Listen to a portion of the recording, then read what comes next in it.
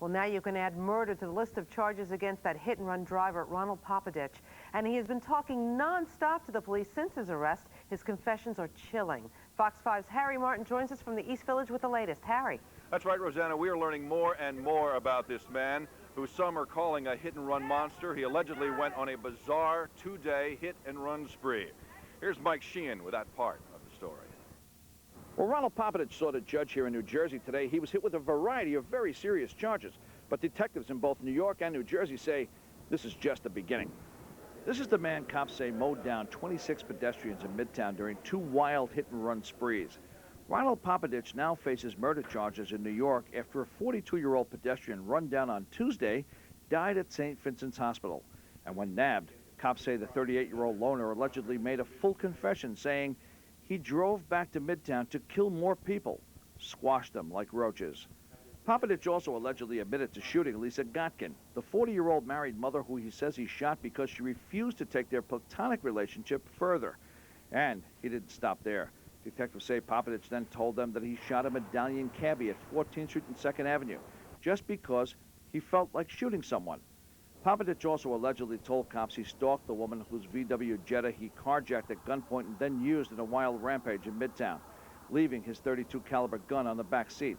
Popadich is held on $5 million bail. It's not surprising given the enormity of the charges and the various jurisdictions involved. They figure he is a flight risk, and that's why typically they'll fix a high bail like that. Popadich is also a suspect in an armed robbery of a Midtown restaurant payroll heist. From Hackensack, New Jersey, Mike Sheehan, Fox 5 News. Thanks, Mike. Now, the next part of this story may be disturbing to younger viewers. It is no doubt going to be graphic to all of us, because police have now revealed that Popadich was into sadomasochism. They discovered that today. And some are saying that this is a world that actually controlled some of his aggression until he finally snapped. Cops say they found sex toys and bondage items similar to these in a secret room at Popadich's home in New Jersey. They also revealed that he had rented a room here on the 4th floor of the St. Mark's Hotel in the East Village, a place where some say S&M liaisons are common. Police claim that Popadich was part of the underground world of leather and chains and manacles and tools of pleasure and pain. But was it a motivation in his alleged crime? People carry this to the extreme where it is a psychological, serious personality disorder, and people act on it. That's Dr. Judy Kuriansky, who's a professor of psychology at Columbia University. But others on the S&M scene disagree. They say it's a curious existence of role-playing, one that Lord Zilla knows only too well. He is a professional dominatrix who says that S&M has nothing to do with mowing people down with a car. I don't want it to say, okay, well, you know, because of this guy that's into the scene, this is why he went out and did this. Now, I pretty sure know that the reason he did is because there's really basically something wrong with him. Robert Hansen works at the Leather Man.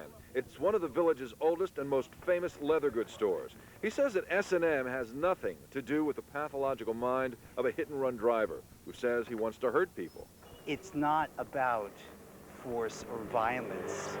It can be a fantasy of that, but it's not about doing something to somebody without their consent. But Dr. Kuriansky says that's a cop-out, a rationalization. And the world of S&M sexcapades can be a huge red flag of unbridled violence ready to boil over. Sadomasochism has to do with anger and aggression, either expressed towards oneself or towards somebody else. This is the extreme of that.